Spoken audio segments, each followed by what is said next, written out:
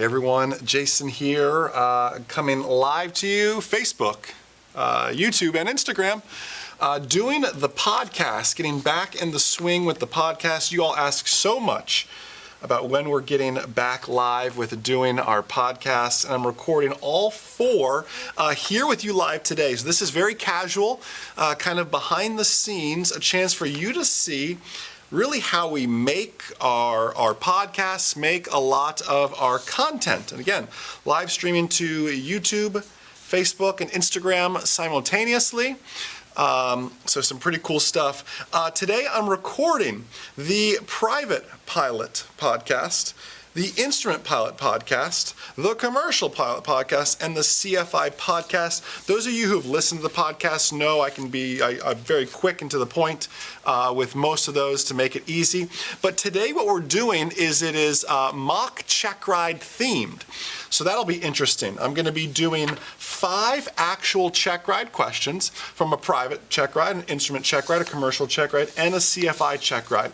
And how you and I can kind of interact here live, and I can see you all in the chat. So if you want to say hi on Instagram, Facebook, YouTube, I can see all that. I'd be happy to give you a little shout out real quick before we do start recording the podcast. But how I'm going to actually record this and do this is I'll ask the question, I'll kind of pause for a second, let you think about the answer, let the podcast listeners, when this comes out in a few weeks on iTunes, be able to listen to that as well. And make sure you are listening to the podcast on iTunes. It is just a lot of great episodes, a lot of great content beyond just what we do with the videos. There's a lot of great content out there. Hey Dustin, hey Brian, hey Logan, nice to see you all over there. Let me go ahead and pull up my YouTube chat as well so I can see some of that and see what you all are up to over there as well.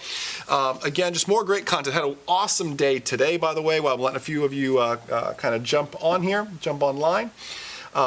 Excellent day today. Did some instrument flying myself. We say a good pilot is always learning. It was an excellent chance for Matt and I to get out and do some flying as well to kind of live out that good pilot is always learning mantra, no doubt. So anyways, thank you everyone. I know it's kind of the middle of the day. Thanks for hopping on. Good to see you, John, Carlos. Nice to see you on here as well. Let me get the YouTube open for you as well. Everyone on Instagram, hey to you all. Let me click over here so I can see that. Perfect. I can see the chat now over here. Hey, Adam, Arnav, Randy, Wheeler, Dave, Steven, Thomas, nice to see you all on here as well. Let me break out this chat so I make it big so I can see everything on YouTube and on Facebook simultaneously here. Great. Got all that. Fantastic. Awesome. David, nice to see you. Mike, good to see you. All right, let's go ahead and get started. I'm going to start with the Private Pilot podcast. Again, it is mock Checkride based. So you're going to get to see me go into Jason Chappert mode, right? Professional mode here. This is kind of the fun behind the scenes part. And we're going to go ahead and knock out this Private Pilot mock Checkride. I'll be watching the chat. Again, I'm recording this for iTunes, so I won't be able to interact with you live because that'll seem weird to the podcast listeners, but I will be watching your comments as well. So let me go ahead, let me get headphones on and test everything out here real quick. Everything's good there. Check. I can hear myself there. That sounds great. Let me go ahead and get software ready. You're going to get to see behind the scenes too. So Tom, many of you have met Tom, works for us. He edits all our podcasts. You're going to hear the audio notes I leave for him. And then I'll go ahead and go into a podcast mode here. All right, so let me record this. Hey Tom, it's Jason. This is the Private Pilot podcast. Tom, I'm embarrassed. I don't know what episode we're on, but I'm sure you know. Private Pilot Podcast, Mock Checkride is what it's called. And you can just put the description as Private Pilot Mock Checkride. Will be a fine description here. I'll be quiet for a second, grab a sip of tea, and we will get started. Let me get up that chat so I can see you guys as well, making sure I'm still recording. I am.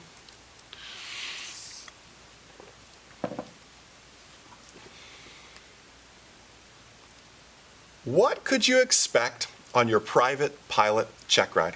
Hey everyone, Jason Schappert here of M08.com, and you're listening to the Private Pilot Podcast, brought to you by our #1 rated online ground school, groundschoolacademy.com. Check it out. Complete ACS videos, have some great trials right now you can find on Facebook, and just some awesome opportunities out there. Even if you want to take it for a spin, send us an email, hit us up on the live chat, the support function of the website. We are here to serve you.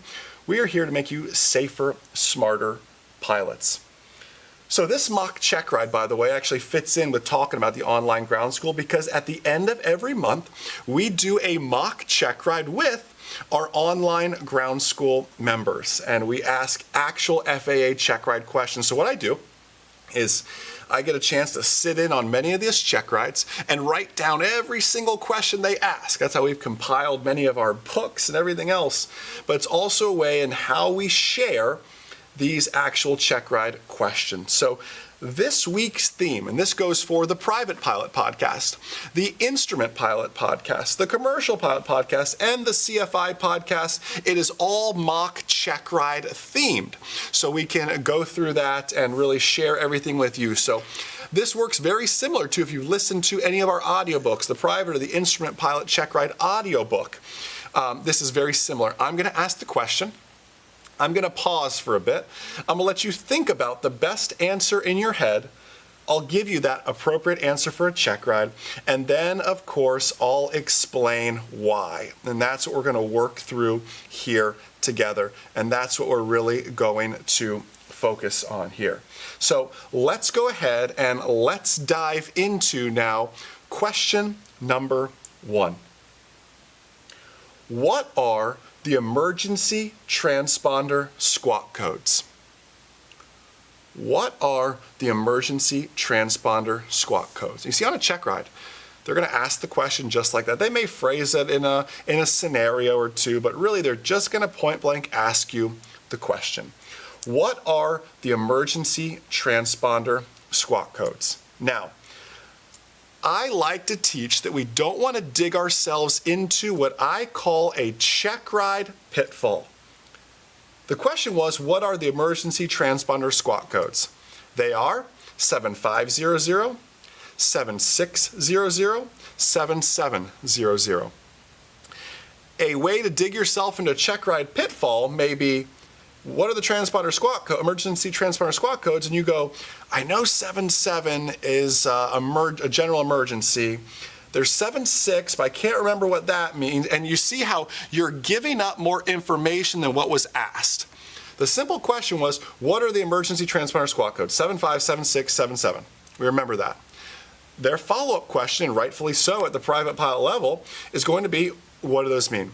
7500, hijack. 7600, lost communication. 7700, general emergency. Here's how I remember it. 75, taken alive. I've been hijacked, something's wrong. 76, technical glitch. Something is wrong with my radios. And 77, going to heaven. That's how I remember that, a general emergency. That's the mnemonic device we use to remember our emergency transponder squawk codes. Question number 2, Private Pilot mock Checkride.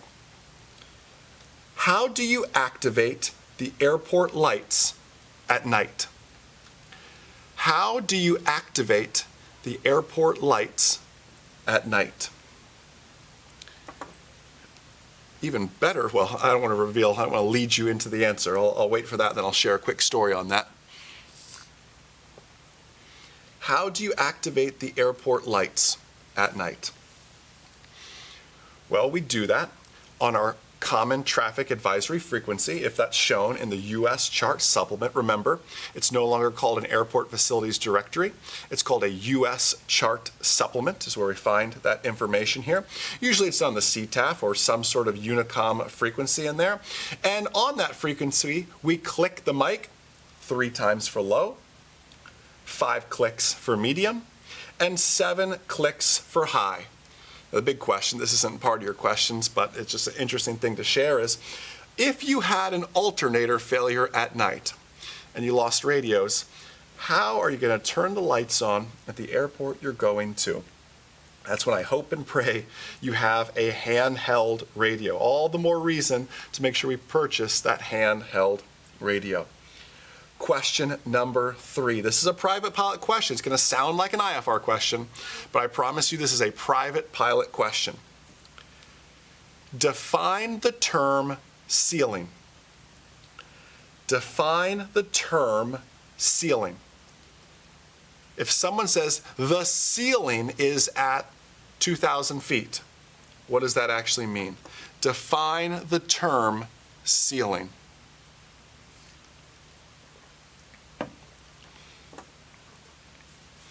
We know a ceiling, this may be very important as you go into your instrument flying, but it's very important for you to know and understand your VFR, your visual flying rules, visual flight rules. To define a ceiling is the lowest broken or overcast layer. The lowest broken or overcast layer is defined as a ceiling. Not scattered, not few. It's a cloud layer that's broken or overcast. The lowest broken or overcast layer is your ceiling. Question number 4. What are the 3 stages of a thunderstorm? What are the 3 stages of a thunderstorm? This is going to be on your knowledge test. This is going to be on your Checkride, and this is just general aviation weather knowledge that is going to follow you your entire aviation hobby or career, whatever you choose to make of it. What are the 3 stages of a thunderstorm? They are first, the cumulus stage. Second, the mature stage. And lastly, the dissipating stage. Now, if we want to explain those, the cumulus stage is characterized by the building phase. That's when we start to get these big updrafts, right? These towering cumulonimbus clouds start to form. The cumulus stage. The mature stage. The mature stage is characterized by the start of rain. The moment rain begins to fall, we enter into the mature stage of the thunderstorm. And lastly, we have the dissipating stage. This is the stage at which the thunderstorm begins to rain itself out. The dissipating stage. The dissipating stage is characterized by, have you ever you just felt like you were caught in the storm? All of a sudden, the storm got twice as intense. The raindrops doubled in size. That is known as the dissipating stage. It begins to rain itself out. 5th and final question, and then I'll encourage you to continue on and listen to the Instrument Pilot Podcast, Commercial Pilot Podcast, because it's mock Checkride week for all of these here. 5th and final question, and yes, this applies to you even if you fly G1000, even if your panel looks like 2-3 Mike Zulu now, it doesn't matter. This still applies to you because it can be asked on the written test, and it can certainly be asked in the Checkride. If your vacuum system fails, which instruments would you lose? You might say, Jason, I'm flying a G1000. I don't have a vacuum system. How can they ask me this? You're right. However, they are certificating you to become a private pilot, which is beyond G1000. I can fly a non-G1000 equipped aircraft. I can fly an aircraft that's equipped with a vacuum system. I'm going to need to know about the vacuum system. Yes, you'll be quizzed on your particular aircraft. You show up on test day. But that doesn't mean other systems like the vacuum system, just because you don't have one, are off limits. If your vacuum system fails, which instruments would you lose? Again, sounds like an instrument pilot question. It's not. It is very much a private pilot systems-based question here. Our answer is the heading indicator and the attitude indicator. Heading indicator and attitude indicator is what we would end up losing. Listen, we do the last Monday of every month, we do a live mock Checkride with all our ground school members. I encourage you for for knowledge test, written test prep, for Checkride prep, for just being a safe real-world pilot, do check us out, groundschoolacademy.com. You can go on m0a.com, you can click on it there as well to get you access to that. If you love my teaching style, if you love the team, the great customer support you receive here at m0a.com, just imagine how that support is, how that mentorship is inside of the online ground school. So do check that out. Enjoy the rest of your day, and most importantly, remember that a good pilot is always learning. Have a great day, guys. We'll see ya. All right. Private Pilot Podcast done. I'll head over to, let me save this real quick. Private Pilot Podcast. I think that's 25. I'm not sure. That worked. I'll head over to YouTube and Facebook, say hi to you guys real quick. Just a second. Let me get the Instrument Pilot Podcast ready. IFR-25.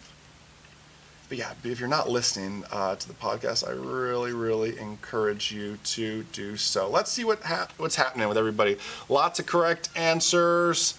Awesome. Thank you, Kat from Shell Beach. So many great. Hey, Neil, nice to see you on here. Colin, it was nice to meet you at Oshkosh as well.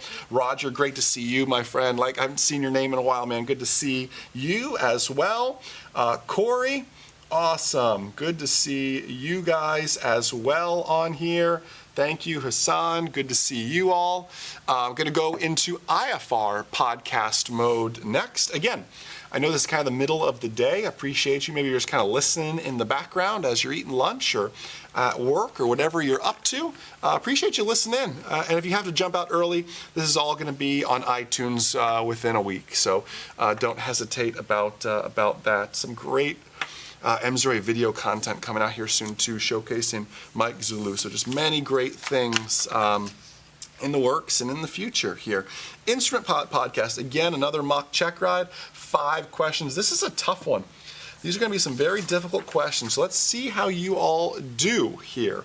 Any other shout outs? Hey, Gabriel. Hey, Christian. Nice to see you. KL Thompson on Facebook. Nice to see you over there. Let's go ahead now and let's go. Let me go back to Facebook. Let me pop out the chat again here. Whoops. So I can see you guys. Hey, Ben in the UK. Nice to see you. And let's go into Instrument Pilot Podcast mode. All right. Hey, Tyler, good to see you, man. On Facebook. Tyler's busy working today and making stuff happen. All right, headphones on and ready to go. All right, let me get this ready. Check, check, check. That microphone's working. Again, you're going to hear me behind the scenes giving my notes to Tom, who edits all the podcasts. And then we'll go into presenter Jason mode. We'll make it happen, so. All right. Hey, Tom, Jason here, Instrument Pilot Podcast. I figured out, I think we're on episode 25. If I'm wrong, I apologize. Again, mock check ride theme. So Instrument Pilot mock check ride. Description can be just like it was for the private pilot. Mock check ride, or why don't we change it maybe to 5 actual FAA check ride questions for Instrument Pilot. Something along those lines would be fine. All right, I'm gonna be quiet, grab a sip of tea, and we'll roll.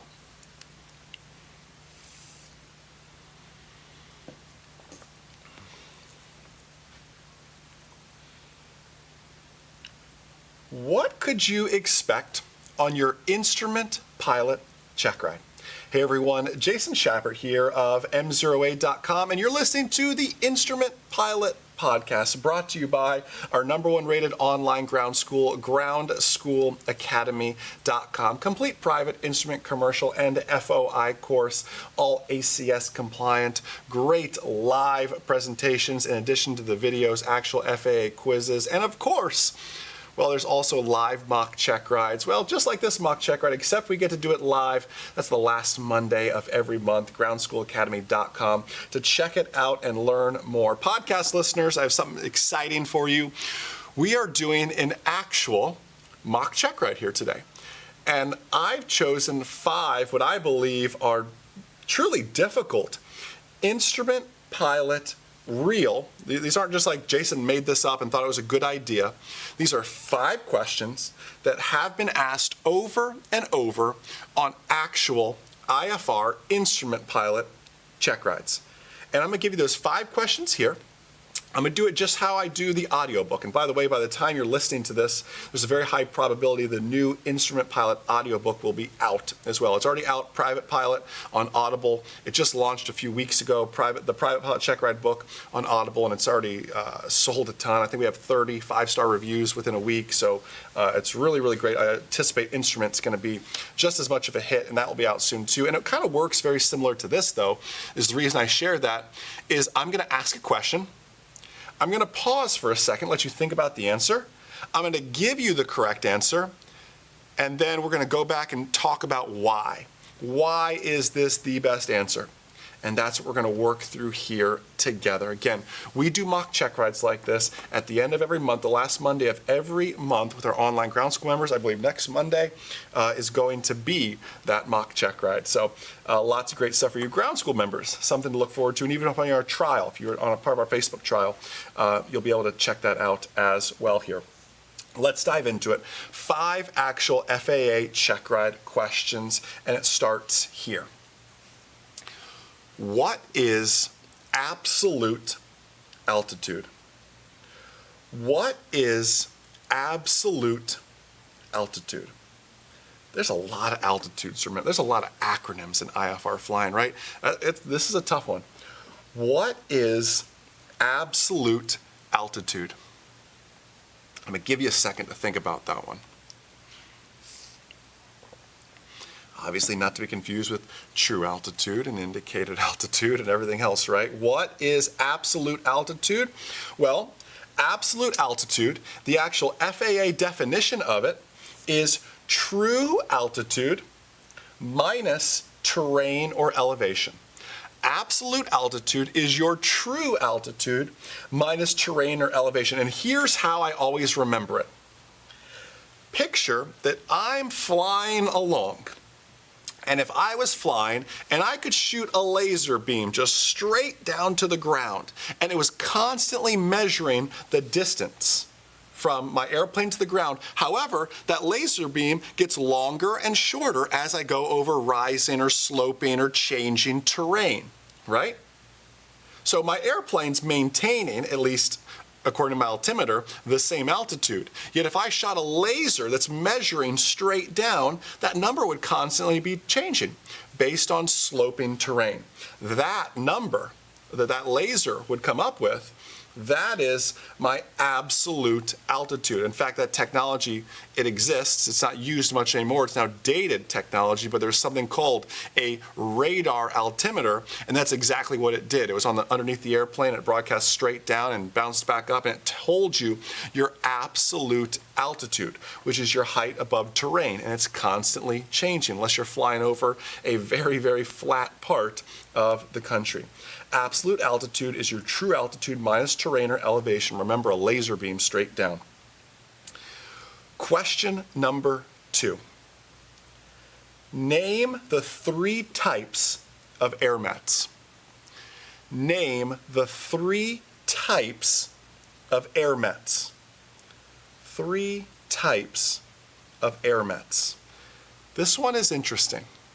And please, I just talked about this in the Private Pilot podcast. Please don't fall into a check ride pitfall here. The question is, name the 3 types of air mats. The question doesn't say name and explain. Now, yes, we're going to explain them, but name the 3 types. Don't name them and explain them unless you're asked. It's that simple. Don't dig yourself. Don't volunteer more information than is actually requested here. The 3 types of air mats are Air Mat Sierra, Air Mat Tango, and Air Mat Zulu. Now we can work to explain them. Airmet Sierra. I remember the Sierra, the C, I can't see. IFR conditions.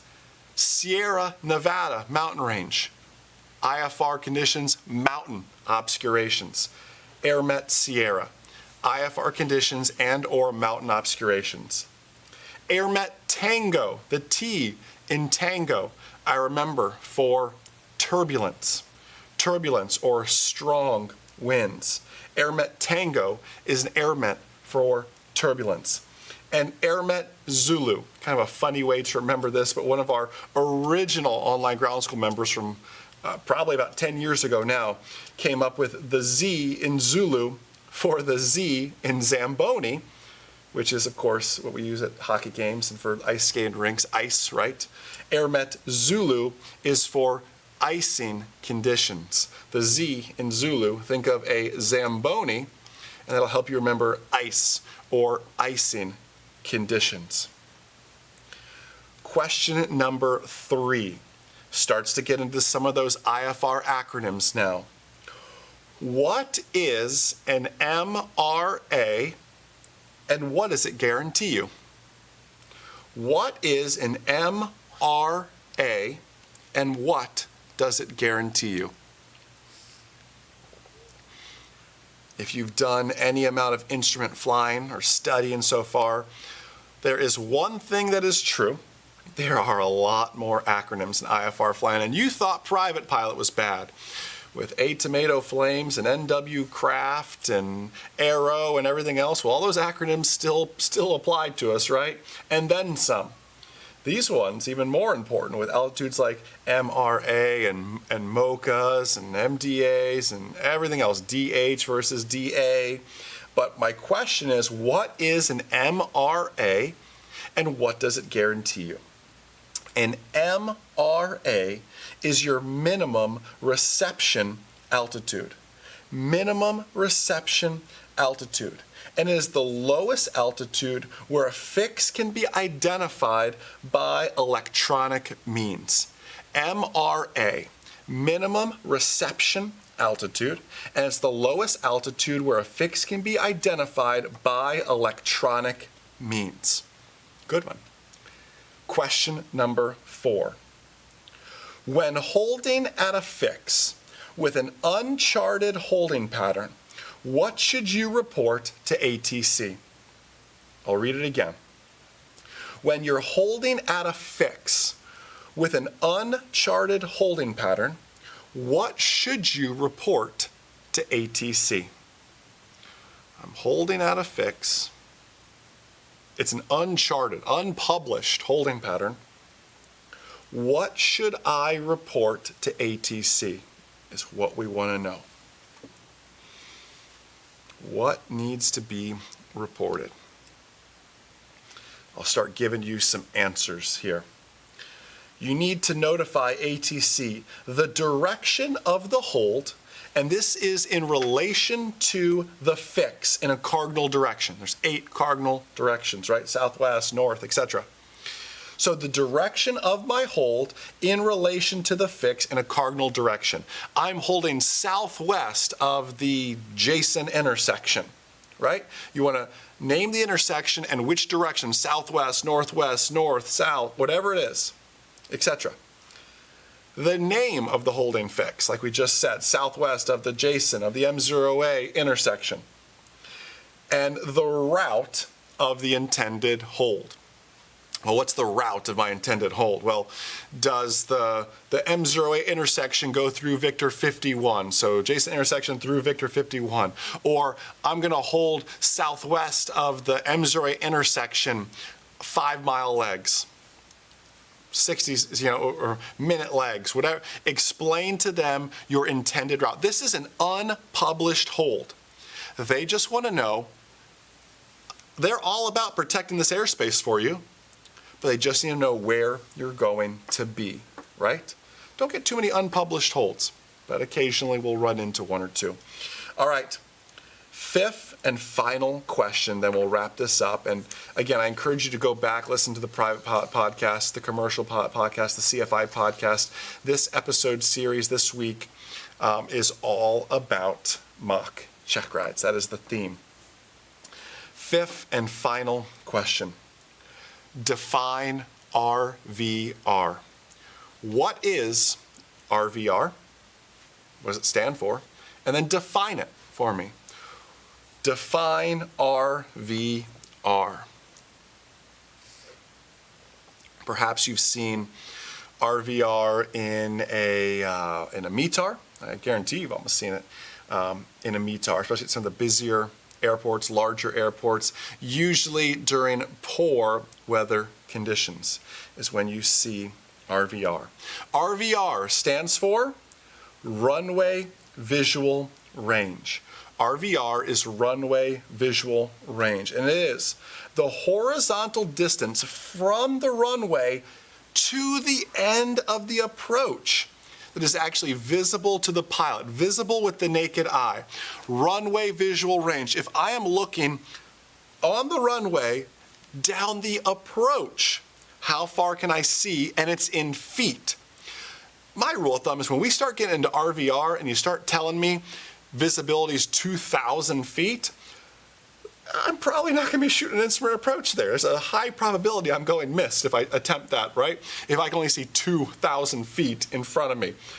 That's not my idea of fun in a 172 shooting an approach down to minimums, right? That's just, I'm getting too old for that, right? So anyways, but listen, I hope you enjoyed this. I hope you'll go back. Listen, month after month, the private, the instrument, the commercial, the CFI podcasts continue to be some of the most listened to and most highly reviewed aviation podcasts on iTunes, and it's because of great listeners to like yourself. So thank you so much. I do hope you'll consider us for all your flight training needs, or listen, even if you just love this content, you love the YouTube videos, I hope you'll stop by at Sun and Fun or Oshkosh, or just an air show or a seminar we host one day, or just on a Facebook or YouTube Live, and just say hi. We love hearing from the M08 Nation. So listen, enjoy the rest of your day, and most importantly, remember that a good pilot is always learning. Have a great day, guys. We'll see ya. All right, YouTube and Facebook. Saving that one. Instrument Pilot Podcast done. What do you guys think of that one? Those were some tough questions, I thought. Especially when you start, air mets you should know. Absolute altitude's a tough one, because your true altitude, absolute altitude, and there's just so many different types. Then we start getting into the acronyms, MRA, MOCAs, that's tough. The reporting to a fix I thought was a challenging one. That's one I had to double check twice, actually, because honestly, first off, how many of you watching out there have ever done a hold in real life? And by a hold in real life, I don't mean you asked for it. I mean you were flying an approach and ATC said, hey, 23 Mike Zulu, I need you to hold as published, or whatever it may be. I don't believe, I think I've done a hold in real life because I was asked to once in almost 10,000 hours. So it just goes to show you, they don't happen much. So to do then an unpublished hold, what to report, that's just not a very common thing. So don't be kicking yourself if you didn't get that one. Let me get the commercial podcast ready here, and then I'll start saying hi to some of you guys on Facebook and YouTube. Real quick, save, microphones working. All right, let's go over to this here, saying hi to a few. Hey, Scott, thank you. Real JD, thank you. Brazilian Pilot, hey man, thank you. Paper Pilot, awesome, thank you. I appreciate you all coming down here. Hey Brian, hey Colin, nice to see you all. Brian Turner, Mike, hey Wayman, good to see you.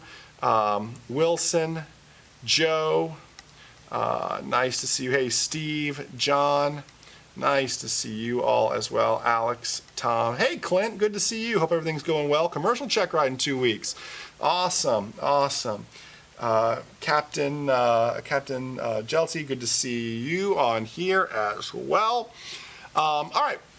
I'm going to go into the commercial pilot podcast. Again, halfway there. Appreciate you. I know you all are busy at your lunch breaks, at work. Some of you are getting ready for bed in Europe right now. So I appreciate you kind of just taking some time to always finding neat ways to better ourselves as a pilot. So that's awesome. Commercial Pilot Podcast, again, 5 questions. These are tough questions, and I want you to be careful. And I'm going to say this on the podcast, but I want to say it to you live here first. Don't let anyone ever fool you. Don't let anybody ever get away with using the statement that the commercial pilot Checkride is a glorified private pilot. Don't let anybody, they're going to say that. Oh, a commercial Checkride's easy. It's just a glorified private pilot Checkride. And it's not. It was one of the hardest Checkrides I did. Instruments hard. Commercials even, it just gets more and more difficult. Don't, like Clint and some of you others, I was watching, you're saying you got commercial Checkride in 2 weeks.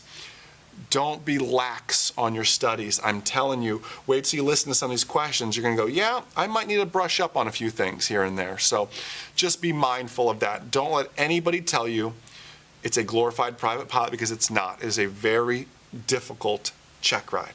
All right, so let's go. Let's dive into it here. Hey, Eric Frank, good to see you, man, on here as well. Private pilot last week. Congratulations, my friend. Awesome. All right, let's go into it. Commercial Pilot Podcast mode here. Get my software up. Again, you're going to hear me do all my audio notes to Tom, and then we'll go into the recording.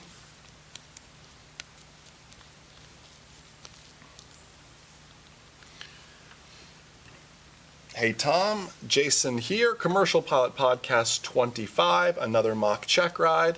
And by now I think you know the theme for titles and descriptions, since they're all kind of one and the same. I'm going to grab a sip of tea and we'll roll with it. Excuse me.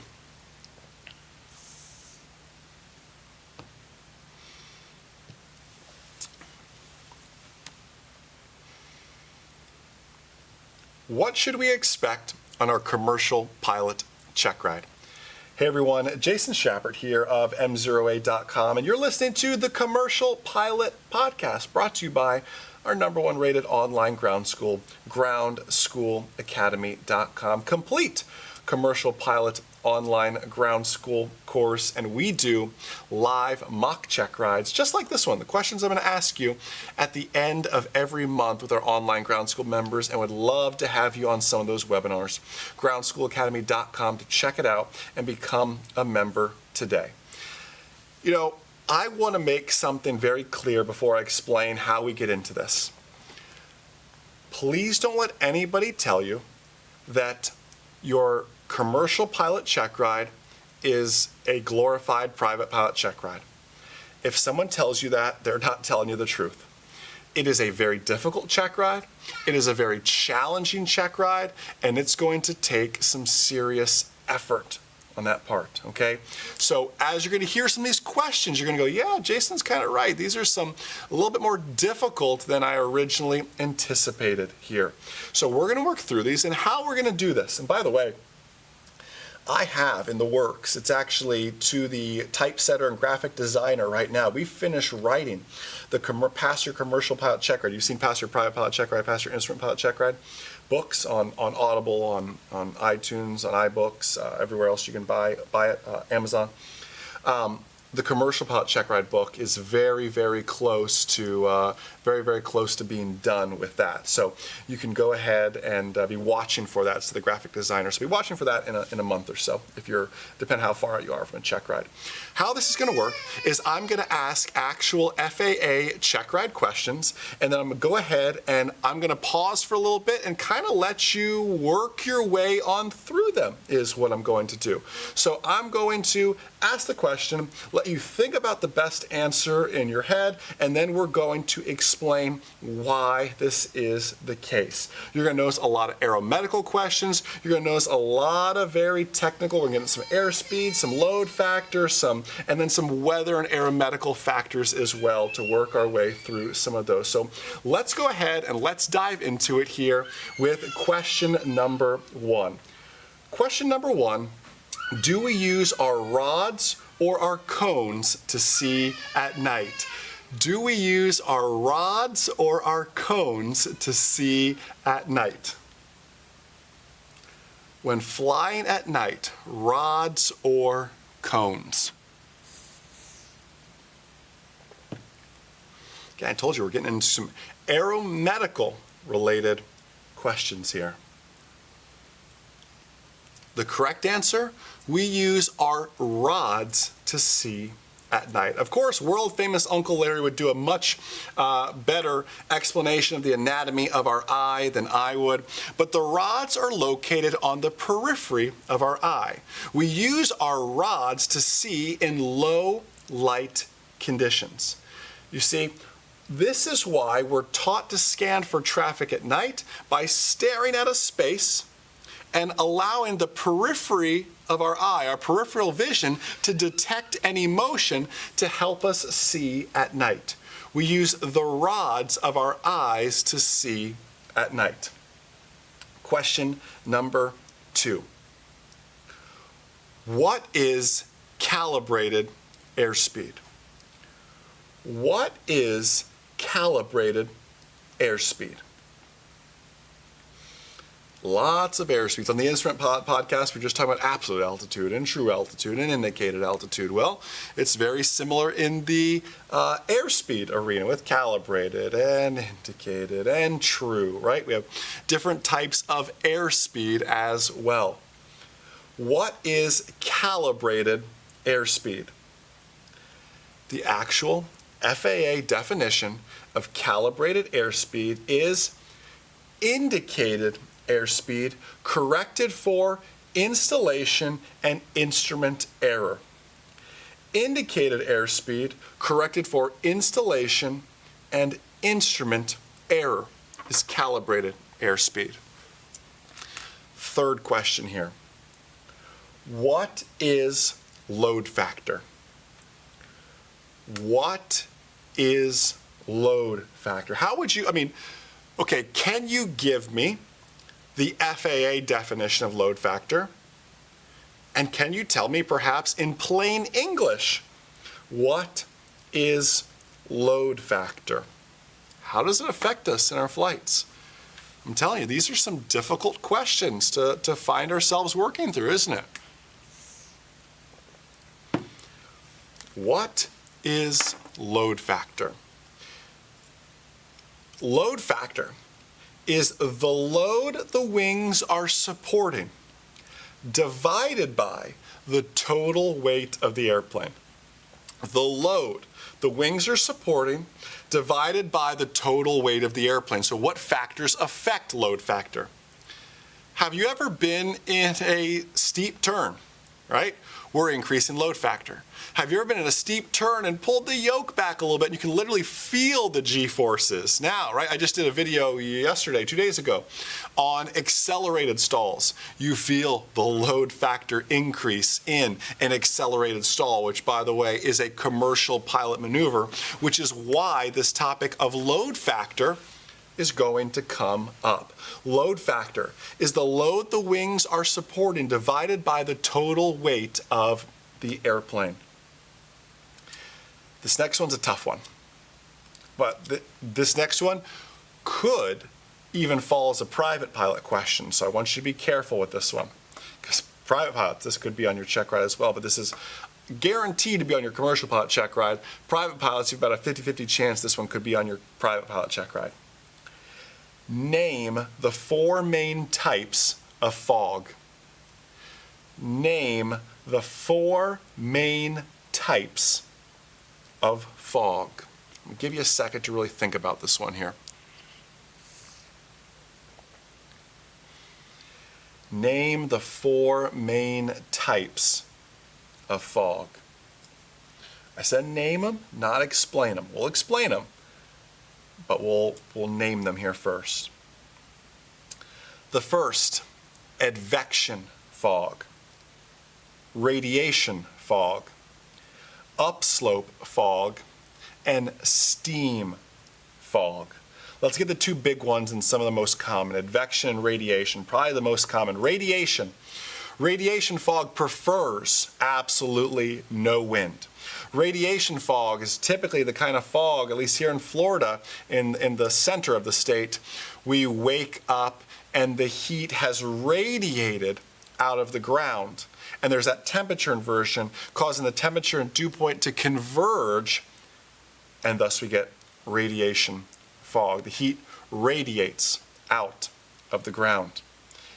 Advection fog, contrary and opposite to radiation fog, advection fog requires a little bit of wind, not a lot.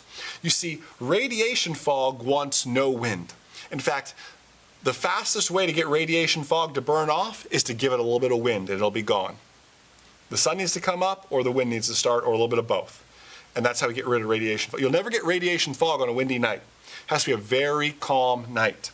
Advection fog, on the other hand, requires wind. Not a lot though, less than 10 knots. It needs a little bit of wind. The best example of this is, you've seen the pictures where the Golden Gate Bridge in San Francisco is like barely peeking out of this fog, yet all of San Francisco, there's no fog there, there's just fog over the bay. It requires moving an air mass of certain temperature over water or water over land. And the cooling happens because the wind is moving that air mass of different temperature over a body of water, over land that is of a different temperature that causes the cooling, which then causes the temperature and dew point to meet, and we get advection fog. Upslope fog, very easy to remember. We take let's say we take some warm, moist air and it gets blown, requires some wind, it gets blown up the side of a mountain, up the side of a hill. It then cools to where the temperature and dew point are, and that moisture becomes visible. And steam fog is very simple. Steam fog, picture the Walmart parking lot in Florida has been getting just baked by the sun all day. The mall parking lot, whatever it is, getting baked by the sun all day. All of a sudden it rains very quickly. The rain is cool. Thus it steams up and out. We get steam fog. 4 types of fog. Advection, or 4 main types of fog. There's many subtypes of this. There's ice fog, there's many other types, but main types, 4. Advection, radiation, upslope, steam. 5th and final question, it's sticking with this theme of 4s. What are the 4 types of hypoxia? What are the 4 types of hypoxia? 4 types, and then I'll explain them here for you. But you will be needing to explain them on your commercial pilot Checkride. What are the 4 types of hypoxia? I'll give you just another second to think of all 4. The 4 types of hypoxia are hypoxic hypoxia, hypemic hypoxia, histotoxic hypoxia, and stagnant hypoxia. And here's how it works. Hypoxic hypoxia is what we talk about the most. What is hypoxia? It's a deficiency, a lack of oxygen to the major organs. Hypoxic hypoxia is my body is working fine. However, there is simply just a lack of oxygen, usually in our case because of altitude. My heart is pumping fine, my blood is able to accept the oxygen, everything about me, the pilot, is normal, but the oxygen is just not available because of altitude. Hypoxic hypoxia. Then we have hypemic, and how you remember hypemic is anemic, right? Hypemic, anemic. Think about anemia. So if I had to say hypemic hypoxia, and it's similar or somewhat in the same category as being anemic, what might that mean to you? Perhaps the oxygen is there, however, it's a problem with me, the pilot. I don't have the ability to transport that oxygen. Anemia, right? Hypemic hypoxia. The oxygen is there, but I don't have the ability, my red blood cells don't have the ability to transport it to where it needs to go. Histotoxic hypoxia. The oxygen, again, let's say it's there. However, something else has attached itself to my red blood cells.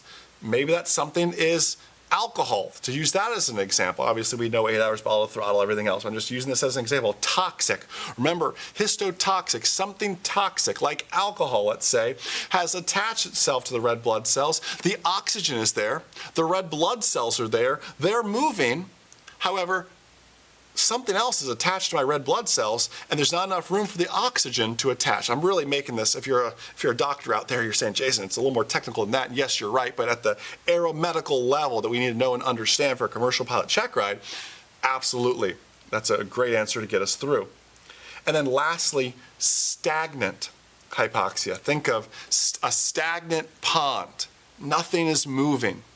So stagnant hypoxia, the oxygen could be there. The red blood cells could accept that oxygen.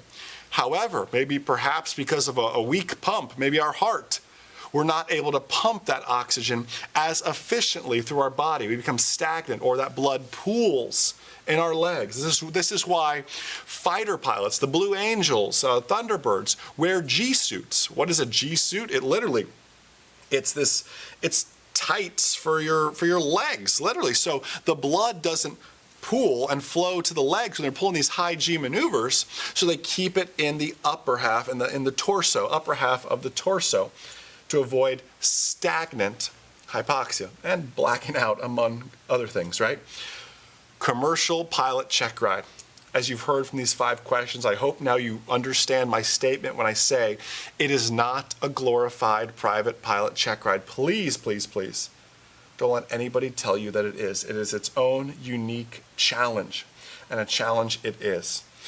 Thank you so much for taking time to listen to this podcast and the others, the private, the instrument, the CFI podcast. Thank you so much for your kind reviews and kind words of encouragement at Sun and Fun and Oshkosh on the YouTube and Facebook channels. Follow us on Instagram. We absolutely love it.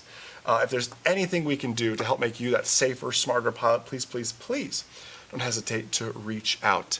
Enjoy the rest of your day, and most importantly, remember that a good pilot is always learning. Have a great day, guys. We'll see ya. All right, commercial pilot podcast in the books. Hope you guys enjoyed that one. Let me get the CFI podcast ready to record, and then we'll head over to Facebook and YouTube and see what you all are up to here. All right, 25. That's ready. Let's head on over here. Brazilian pilot, thank you so much. Owls, thank you. Appreciate you. A lot of right answers. Awesome. Hey, Dan. Awesome. Nice to see you all. Hey, Robert. Good to see you. Charlie said CFI check ride in 2 weeks. Well, we're about to do the CFI check ride, mock check ride, my friends. Let's see how you do. And this one, again, it's a challenging one. You have to remember the toughest part about a CFI check ride is it's an all-day event. Some of the best tips, and I'll give them on the actual podcast, but I'll tell you them here now, is make sure you pack a lunch, bring some snacks, have something with you, because it's 5 hours minimum for the oral exam. Most people do the oral exam one day and the flight the next day, because you are mentally exhausted by the time you just did a 5 hour minimum 5 hour check ride. Mine was just a hair over 5 hours. It is a very, very difficult check ride. So just be really mindful of that. All right. Let's go ahead, let's do CFI podcast, then we will wrap this up and let you all get back to enjoying your afternoons and evenings. You can catch us on iTunes and catch the other recordings on iTunes, and some new great videos coming out soon too, kind of showcasing the new Mike Zulu panel and everything else. So let's see here. All right, back over to the recording software. That's all good. Again, I'm going to give Tom my notes. Hey Tom, Jason here again, CFI 25 mock check ride. You have the title and description already. I'm going to go right into work mode.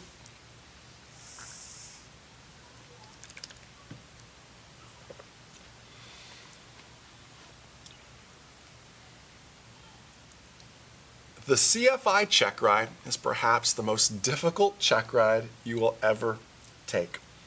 Hey everyone, Jason Schappert here of M0A.com, and you're listening to the CFI, Certificated Flight Instructor Podcast, brought to you by our #1 rated online ground school, GroundSchoolAcademy.com, where we actually pay CFIs like you a commission for every book, every shirt, every ground school membership you sell. You can learn more about that by clicking the support function on GroundSchoolAcademy.com or M0A.com and saying, hey, I'd like to become a CFI partner.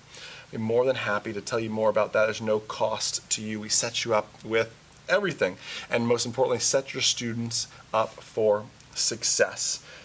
We're doing a mock CFI checkride today.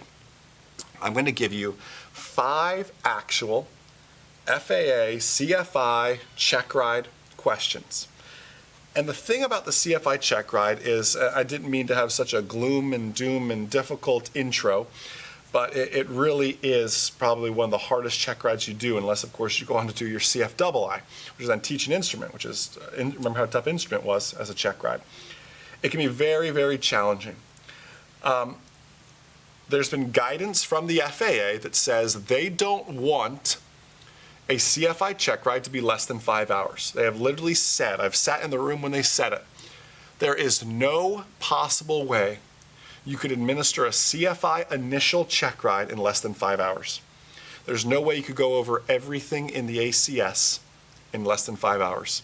And they've literally said that if we see you doing CFI initial checkrides in less than 5 hours, you can guarantee you and the students are that did those checkrides that fast are going to have a visit from someone at the FAA. So trust me when I say it's a difficult checkride. Many times these checkrides are broken up into 2 days. A day for the oral examination on the ground and a day for the flight examination. That being said, if you're like myself, pack some snacks, bring something to drink, something super, super healthy, some caffeine to keep you going. Bring 2 t-shirts, right? If you end up going flying, you're sweating from the oral exam afterwards. Maybe put something more comfortable on for the flight. Whatever it may be, you want to be overly prepared when it comes to the CFI checkride, because it is truly a marathon. You will be there all day. If you end up doing it all in one day, and you can only get away with that in the summertime when the days are longer. You'll never get away with it in the wintertime. There's just no possible way with breaks and everything else, and you're going to need them. Lots of healthy snacks, and plan on 2 days is usually the norm with that. But after all that, yes, it's going to be a very tough checkride. I want to share with you 5 questions. I'm going to read the question. I'm going to do my best to pause and be quiet for a bit, let you think about the proper answer, say it out loud, whatever you wish, and then I'm going to give you the correct answer, and then we're going to explain why. Remember, on a CFI checkride, any question from private, any question from commercial is also fair game. So you might hear some of these questions go, Jason, that's a private pilot question. Yes, and you're studying to become someone who can certificate and endorse private pilots, right? So anything private, commercial, ACS is fair game as well, in addition to any CFI or FOI related question. Question number 1. What is the proper spin recovery procedure? What is the proper spin recovery procedure? There's a great acronym that was actually taught to me. But what is the proper spin recovery procedure? The acronym that I use is PAR. P-A-R-E. PAR with an E at the end. And it stands for power, ailerons, rudder, elevator. Power back, ailerons neutral, rudder opposite, elevator forward. 2 things on there are very difficult to do. 1, leaving the ailerons neutral. If you've done spins, if not, you're going to do spins to get your spin endorsement to become a CFI. Very, very difficult to convince yourself to leave those ailerons neutral. And then the last thing is elevator forward. You look at it and say, Jason, I'm looking straight down at the ground. I am spinning straight down towards the ground. I understand power back. I'll do my best to keep the ailerons neutral. I understand opposite rudder, but why must I push the elevator down when I'm already pointing straight down? Because what is a spin? A spin is nothing more than an aggravated stall. A stall in which one wing is stalled more than the other. In fact, if you're truly in a spin, you'll be looking straight down at the ground, spinning, yet your airspeed indicator is going to indicate about 35 knots. If you're truly in a spin. Now, the moment you break out of it, you'll have no problem getting that airspeed back, I promise you. But you get elevator forward to break out of that stall, and then we smoothly recover. Please don't go yanking it back. You're going to add an increased load factor, like we just learned about in the commercial pilot podcast. Question number 2. Again, tough question, coming from NTSB 830. Define an aircraft accident. Define an aircraft accident. Straight from NTSB 830. Could be on a private pilot check ride, would almost certainly be on a commercial pilot check ride, and will certainly be on any CFI check ride. You can guarantee if it's in the private or the commercial ACS, it's on your CFI check ride. It just talked about your brain being mush studying. The CFI check ride will make it that way, no doubt. Define an aircraft accident. The FAA definition of an aircraft accident, as told in NTSB 830, is this: an occurrence with the operation of an aircraft where a person suffers death, serious injury, or the aircraft receives substantial damage. Now, here's what's interesting. This question just opened up 2 loopholes. Your answer just opened up your next 2 questions, really. Not here today with me, but on your actual check ride. An aircraft accident is defined as an occurrence with the operation of an aircraft, got it, where a person suffers death, okay, I understand that, right? Serious injury, okay, we need to define that, or the aircraft receives substantial damage. The next 2 questions the check ride examiner is going to follow up with is, okay, define serious injury and define substantial damage to an aircraft. Those are your next 2 questions that you must be ready for. You've obviously created your lesson plans. I hope and pray you have an NTSB 830 lesson plan set up with all of these: define an incident, define an accident, define serious injury, define substantial damage. And give a few scenarios of each. That's what we need to actually do. I board the aircraft with the intent of flight and this happened. This is considered an accident because this is serious injury that happened to this person because it was this, this, and this. And that's the definition of serious injury. You follow me? Define, make sure you have those definitions in your NTSB 830 lesson plan. 3, question number 3. Sounds easy, but again, and it not only sounds easy, this question sounds kind of like nitty gritty. Like, are we really asking this question?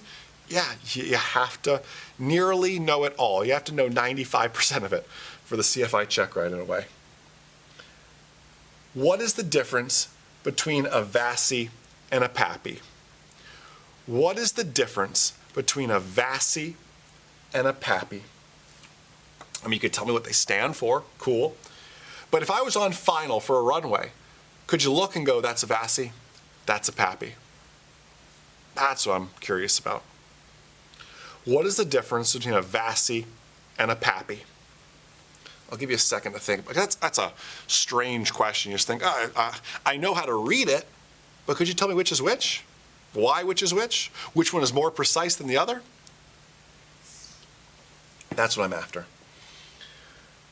What is a Vasi and what is a Pappy? Vasi stands for Visual Approach Slope Indicator. Vasi. Pappy stands for Precision Approach Path Indicator. Which is more precise? My Pappy lights. Which one is a Pappy versus a Vasi? A Pappy is 1, 2, 3, 4 lights in a row. A Vasi is stacked on top of each other, usually 2 and 2. There's also a thing called a tricolor Vasi. You don't come across those much anymore these days. Usually stack 2 on 2. That's where you get the red over white, white over white, these things. Pappy is 4 in a row. And how I was always taught to remember that is you say, Pappy has to lay down, take a nap, right? It's laying down. It is 4 in a row. 1, 2, 3, 4 lights is our Pappy lights. Question number 4, guaranteed to be truly on any Checkride. You've probably been asked this 4 or 5 times now on Checkrides, but I'm asking it here again. What must your passengers be briefed on? Better said, the examiner may say, give me your passenger briefing. What must passengers be briefed on? What must your passengers be briefed on? According to the FAR-AIM, they must be briefed on no smoking, seat belts and how to use them, the exits of the airplane and how to use them, emergency procedures, what happens in the event of, and the location of the survival equipment. Smoking, seatbelts, exits, emergency procedures, location of survival equipment as per the FARs. You want to go above and beyond that, by all means. But that's what's required in Part 91 as a part of our required passenger briefing. 5th and final question. How do I want to phrase this? Let's say, what are the lost procedures? I almost said, what are your lost procedures? But your lost procedures should be the lost procedures, which are the FAA's lost procedures. What are the lost procedures? If you become lost, or taking this from a CFI perspective, if your student becomes lost, or as your student's getting ready for solo VFR cross countries, what are you going to teach them in the event they become lost? It's a much better way to phrase that question, giving you the scenario of it. What should your student do if he or she becomes lost? It's another acronym, if that helps you. Mnemonic device, really. One more. The FAA teaches the 4 C's. The 4 C's are to confess, communicate, climb, and conserve. The 4 C's. Confess. Confess to yourself that you're lost. And it's hard because we as pilots sometimes aren't the most humble bunch, right? It's just in our blood as pilots, fortunately or unfortunately. We must confess not only to ourselves, but to ATC as well that we're lost. That's where the 2nd C comes in, which is to communicate. Communicate, we're lost. This is my last known position. This is where I think I am. Help me out here. Next, climb. Climb to avoid terrain. Climb to save fuel. We'll talk about that in a second. Climb to just get a better vantage point. Perhaps see more things that you're familiar with, or more items on your sectional chart. Some pilotage, some dead reckoning in there. And then lastly, conserve. We want to conserve fuel. We don't know how long we're going to be up there for. So we want to conserve our fuel. 5 actual FAA Checkride questions for the CFI Checkride. Those of you aspiring CFIs or those having a CFI Checkride coming up, I can't wait to hear about it. It is a humbling experience, and I mean it when I say it's going to be at least 5 hours. I mean it when I say pack snacks, extra clothes, lots of water, caffeine, whatever it takes to keep you going, because it will feel like a marathon. Imagine you're going to run a marathon, pack like that. You got snacks and everything else, right? Listen, thank you so much. This tells me a lot about yourself. If you are an aspiring CFI or current CFI, and you're taking the time to listen to the CFI podcast, you're taking time to better yourselves as a flight instructor, you are all that is good, all that is right in aviation. The fact that you have your students' best interest at heart to find new and creative ways to educate yourself. We end every video, every podcast saying a good pilot is always learning, and you are truly living that out each and every day, and I applaud you for that. If we can help you in that journey anyway, help your students in that journey, please, please, please don't hesitate to reach out. Enjoy the rest of your day, and most importantly, remember that a good pilot is always learning. Have a great day, guys. We'll see ya. All right. 4 podcasts back to back to back, done, live streamed for you all to kind of check. What do you guys think? Anything you liked? Anything you didn't like? They say good pilot's always learning. Hey, good presenter's always learning as well. I thought some interesting questions, some thought-provoking questions. If you're here for the entire thing, you got all 20 of them. And how did you do? I mean, listen, maybe you've got a Checkride coming up. Maybe you're just trying to, like we said, live out that mantra that a good pilot is always learning here. So just super, super excellent stuff to work through. Let's go ahead. Let's see some of these comments here. Joel, I see your comment. So that's why John was laughing over there earlier on Facebook. Good to see you on there, Joel. Omar, nice to see you on there. Hey, Nelson, good to see you. Shane, nice to see you. Hey, Nate, Frank, John, absolutely. Thank you. Yeah, John, I tried to, I know some people say they want the podcast a little bit longer, but when we turn out 4 of them, and I'm trying to get just back on a regular schedule here too of doing them. It's very tough. We're filming a ton of content now. We're reshooting the entire private pilot online ground school actually right now is what we're in the works of currently.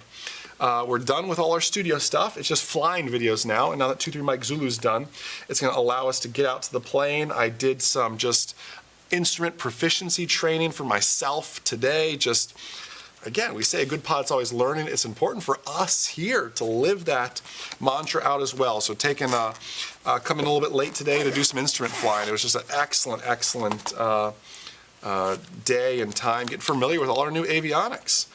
So that was a lot of fun, but yeah, Nate, I heard that with the kids. So we at m0a.com we try to be friendly for everybody. We have full child care, which is literally just the office. Or a few offices down that way, and I heard the kids a little bit as well. So I might patch that. I'm sure Tom can fix that up a little bit. You guys get the whole M0A family experience though with that one. We try to be fun. So the kids are always in the office, always having a good old time. I think that was one of mine too. So I really can't be upset at all. He's ready to go home by now. So let's see.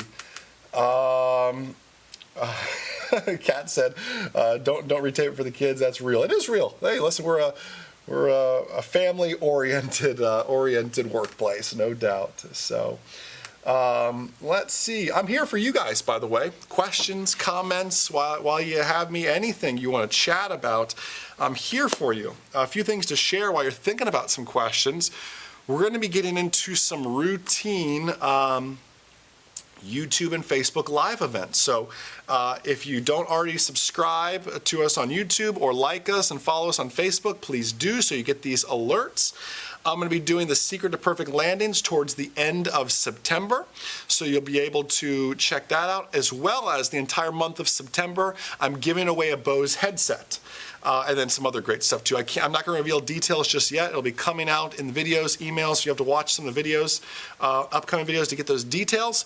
But starting in September, I'll be announcing how we're giving away a Bose headset and a bunch of other great m0a.com content and material, as well as doing some great live streams as well, kind of just like we do with our online ground school members. So. I hope you all really enjoyed that. Let's see. So on Facebook asked, could you talk about wind correction on a soft field, especially with a quartering tailwind? Do you push forward on the yoke? So no, we never want to push forward on the yoke in a soft field. So I don't have a mic on. I'm going to go get my airplane. Stand by just 1 second.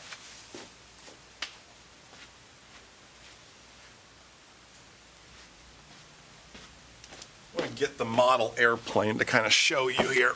Okay, Mike Zula. Let me move the microphone out of the way so you can see a little bit better. With a soft field, the name of the game is to protect that nose wheel.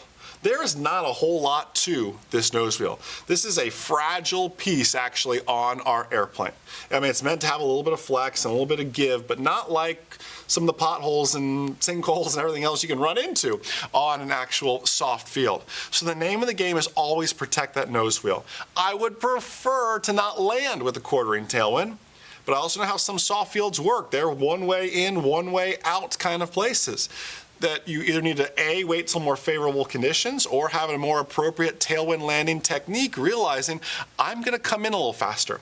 It's gonna take me a little bit more runway. But no, you never want to push forward on that rollout from landing or takeoff. Now, if we're talking about takeoff, once I pop up, yeah, I need to push it forward a little bit to keep it in ground effect, but that's the only forward pushing I'm doing. Other than that, if you watch any of my soft field videos, it's back on that yoke all the time, taking pressure off that nose, keeping the weight on the mains. It's called aerodynamic braking. It makes the brakes way more effective as well. So I hope that that helps you. Helps with that. Tom on YouTube, listen, man, you can't let it beat you up. First off, you need to go find the forward slip video I have on YouTube.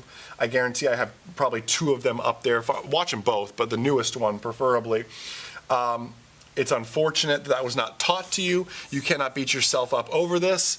How you can look at a failure, and for those of you on Facebook can't see the comment, Tom didn't do so hot on a check ride, didn't know about a forward slip or what it was, and just wants some encouragement with that. You can look at it as you made it to the flight, so the oral exam is done. It's not like you have to go back and do that. You only have to demonstrate the one area that you are deficient in. You're gonna go up, it's gonna seem like a joke, but you're gonna go up, you're gonna just show a forward slip, and you're gonna be done, and you're gonna be a private pilot. It's unfortunate. I'm gonna throw some of that blame on your CFI a little bit.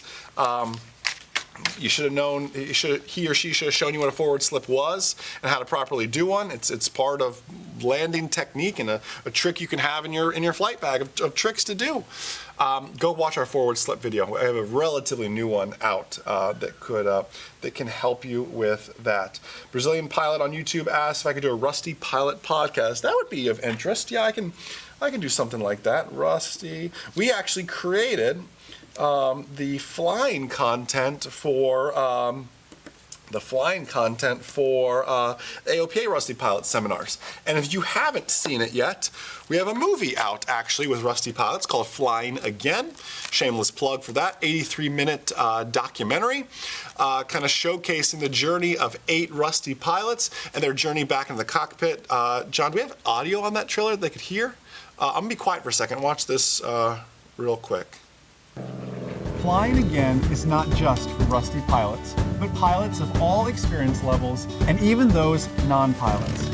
It's the story of someone giving up something they love, aviation, for someone they love, maybe a child or a spouse. The funny thing about aviation is it always has a way of bringing us back. Join us as we watch these pilots flying again. You are 60 feet over the runway, girl. That is hot. Family is the reason why I got into flying. Family is the reason I stopped flying. And now family is a great reason to start flying again.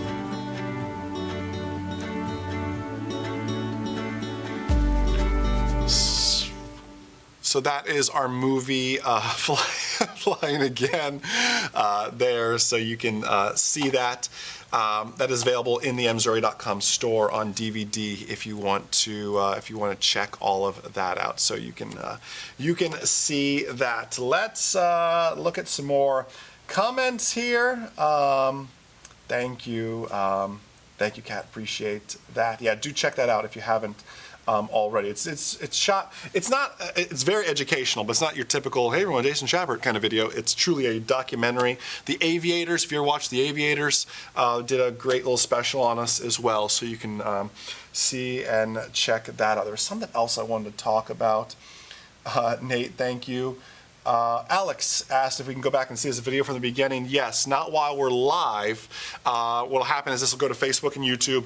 It'll go through its encoding process and it'll post as a normal video. So yes, this is all being recorded. You can go back and watch it from the beginning as well with that. So Nelson talked about on his first private pilot lesson how to do a forward slip. So again, this is why I'm still a big advocate of using a syllabi, and working through it that way, making sure my students are familiar with the ACS and their requirements as well. So, with that. Bose headset? When is it being given away? But I'm going to announce, sorry, somebody asked about the Bose headset. Bose headset is being given away October 1st, I want to say, is the actual announcement date of that. I'll give you the dates just so you know. Yeah, October 1st is when I'm actually giving it away. You can sign up in September, though. September 1st is when I'm going to make that official. And then September 27th, I'm doing at 8 p.m. Eastern Time, The Secret to Perfect Landings live here on Facebook and YouTube as well. That'll be a scheduled event. Like us on Facebook, subscribe to us on YouTube, so you can see all of that. All right. So that way you all have that. Let's see, any last little questions here that you guys have? I, again, am here for you all. Let me get my chats back up there. I think it's a baseball product. Yes, there's something called Basic Med that you can look into with that. All right. Edison asked to see how I put a lesson plan together. That's certainly something, especially as we're kind of going through the CFI ground school now, certainly something we're going to be doing and looking into and showcasing that. Man, I wish my CFI notebook is somewhere here, and it is a big old notebook. It's thick. I'll have to. Well, that'll be a fun video. Let me write that down. Lesson plan video. Good idea, guys. Appreciate that. Absolutely. Hey, Hunter. Good to see you on here. Let me see. Tips for a first cross-country flight. Oh, I did a good video. You have to go dig it up. It's along those lines of like 3 things I do before every flight, 3 things I do before a cross-country flight. It wasn't shot, but less than 6 months ago. You could just dig in our recent videos on Facebook or YouTube and find it. Really just out of the box kind of things that you don't normally think about. So that's great. What should you ask the DPE in the days before your check ride? Ken, first off, if you are able to talk to your DPE, that is fantastic. You want to ask him the following: how much does he or she weigh? I know it sounds like especially if it's a lady, right? We're taught to never ask a lady how old she is and what she weighs, right? But we want to show we're a studious student pilot, that we're doing an appropriate weight and balance. So you want to phrase it: hey, just so you know, I'm going to be doing a weight and balance before our flight. If I could have your weight, please. It's a very polite way to ask it. Ask them for their weight. Ask them, if you don't know already, hey, where is this cross country going to be going to? Just so I know, and we have all that set up. And any other burning questions that he or she may have with that. So that's that. Zach, go check out, I have a video called Holding Pattern Entries Made Easy. There's 2 versions of it. There's a very old version of it, and there's a newer version. Go watch the newer version called Holding Pattern Entries Made Easy. I promise you, it'll break it down into plain English for you with that. Jacob, yeah, we're gonna be doing some more tailwheel videos. I went to go fly the Cub the other day, didn't have any left brake, so taxiing a tailwheel plane with no left brake made for a very short flight, right back, never really left the hangar. So we're gonna get that addressed. Obviously we have a million things going on with Mike Zulu 512 Romeo, getting all that stuff fixed up as well here. Jonathan, Private Pilot Checkride, the 29th of August, best words of encouragement and advice I can give. Please, first off, I have a video you should go track down called The Night Before Your Checkride. I highly encourage you to watch it. I believe I have a podcast by a similar title, a Private Pilot podcast about the night before your checkride. I want you to study up until the night before your checkride. In fact, the day before your checkride, I don't want you to think about airplanes. I want you to eat healthy. I want you to make sure you're plenty hydrated. I want you to be that person who goes to bed at 8 o'clock because you're going to be nervous as it is. Do your flight planning the morning before, right? So then you can take a mental break. And a lot of people say, but Jason, my check ride's at 8. I need to get up at 6 so I can shower and do all the flight planning and have it all ready. No one says you have to do that. I plan mine the day before, do that cross-country flight plan the day before, and you say, but the winds, the weather could be different. Yes, it could. But they're not, all they're looking to see is, can you, Jonathan in this case, properly plan a flight? By the way, Jonathan, going on ForeFlight, hitting direct enter is not the right way to do it. You need to do it on a real cross-country navigation log. That Checkride examiner could put his or her finger down on any number there and say, how'd you come up with that number? How'd you find that ground speed? How'd you get that wind correction angle? Whatever it is, then come up with any number, and you better be able to explain how you came to that number. So think about that as well. Plan it out the night before and print out the METAR, the TAF, the weather you used to plan for that flight. Because when you show up and they're going to say, well, the weather's much different. Yes, Mr. and Miss Checkride examiner, I understand. However, I wanted to get a good night's rest. I wanted to really be prepared for this day. I planned the entire flight. I planned it based on this weather, which was, it's from 24 hours ago, but I planned it on this weather. Just so I could show you that I can do it. If you'd like me to correct for the weather right here, right now, I'm happy to do it right here in front of you. But I use this METAR, this TAF, and have it printed out ready to go to show them. And they're going to go, oh, okay, I see how you came to that. Because you're not really going to fly that cross country. You're going to fly the first checkpoint, maybe, and then he or she is going to divert you to another airport. So it's that's kind of how that works with all of that, just so you know with there. But anyways, we're going to get to exporting all these podcasts. I hope you enjoyed it. This is something, just a different way to let you see behind the scenes in the M0.com studio.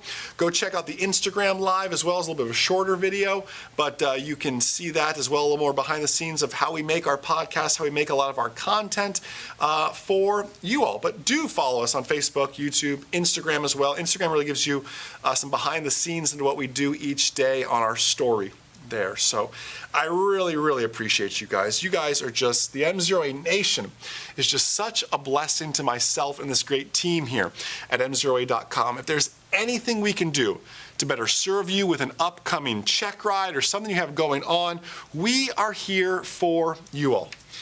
Please don't hesitate to reach out. Enjoy the rest of your day, the rest of your afternoon, and most importantly, remember, but a good pilot is always learning. Have a great day, guys. We'll see ya.